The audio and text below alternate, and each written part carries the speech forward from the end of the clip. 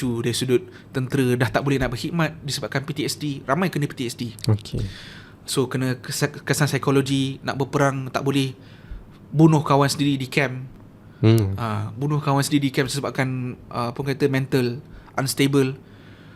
Itu yang berlaku dalam Israel. So kalau waktu perang Gaza, Menteri Pertahanan Israel kata Jabatan Kesihatan di dalam Menteri Pertahanan Israel, Kementerian Pertahanan Israel, dia kata kalau perang waktu itu mengakibatkan 20,000 orang tentera Israel cedera, dan majoriti cedera itu adalah disebabkan mental PTSD.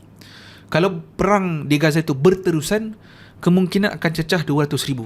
Kalau kita ikut data yang kita roughly data lah, katakanlah Israel dia termasuk dengan tentera aktif dan tentera simpanan dia 350,000. 200,000 maksudnya 2/3 daripada tentera dia not functioning, tak boleh nak functioning.